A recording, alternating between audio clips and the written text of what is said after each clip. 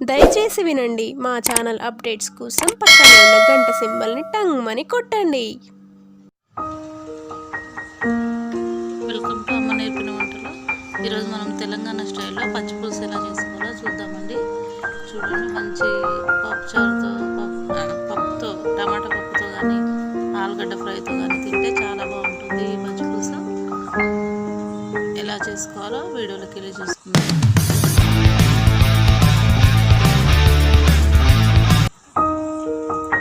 Oil వేసుకొని గిన్నెలో oil వేసుకొని స్టవ్ మీద గిన్నె పెట్టుకొని గిన్నెలో ఆయిల్ వేసుకొని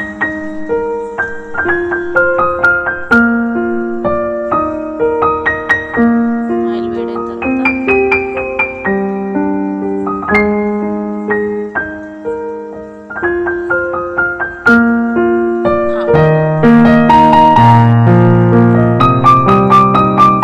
ఆవాలు వేసుకోండి. జీలకర్ర కొంచెం ఎక్కువ వేయండి, బాగుంటుంది టేస్ట్గా.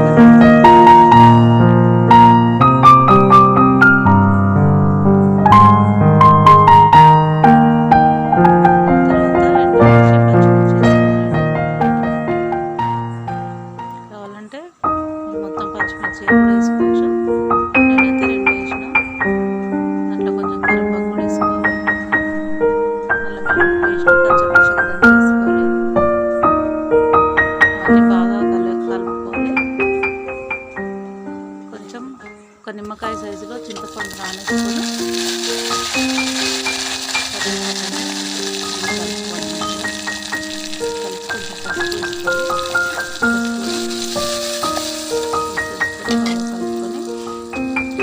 పసుపు వేగిన తర్వాత చింతపండు ఒక పెద్ద నిమ్మకాయ సైజు చింతపండు నానబెట్టుకున్నాను. ఆ చింతపండు రసం తీసుకొని దాంట్లో వేసేసుకోవాలి. దాంట్లో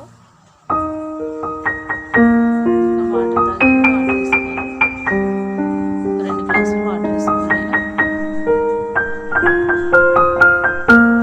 ఉల్లిపాయలు ఒక ఉల్లిపాయ, చిన్న ఉల్లిపాయ తీసుకొని కట్ చేసి పచ్చిగా వేసేసేయాలి. ఉల్లిపాయ వేసుకున్న తర్వాత ఉప్పు ఒక 2 స్పూన్లు పట్టింది నాకు. చక్కెర వేసుకోవాలి. ఈ చక్కెర మీ ఇష్టం, వేసుకుంటే టేస్ట్ అయితే బాగుంటుంది. ఈ పచ్చిపులుసు టమాటా పప్పుతో కానీ తింటే చాలా టేస్ట్గా ఉంటుంది. తెలంగాణ స్టైల్ పచ్చిపులుసు ఇది. అయితే ఒక 5 నిమిషాలు ఇవన్నీ అయిపోయిన తర్వాత ఒక 5 నిమిషాలు స్లిమ్లో పెట్టి వేడి చేసుకోవాలి. దాన్ని బబుల్స్ వస్తాయి, అట్లా చూపించిన విధంగా వచ్చినాక స్టవ్ ఆఫ్ చేసుకోవాలండి. అట్లా చూపిస్తున్న విధంగా వీడియోలో పైన కొంచెం ఎక్కువ వస్తే మళ్ళీ పొంగిపోతుంది, మసలనిపోతుందని. పచ్చి పచ్చిగానే ఉండాలన్నమాట. ఇట్లా మన పచ్చిపులుసు రెడీ అండి. మా పచ్చిపులుసు కానీ మీకు నచ్చినట్టయితే మా వీడియో లైక్ చేయండి, షేర్ చేయండి, సబ్స్క్రైబ్ చేయడం మర్చిపోకండి.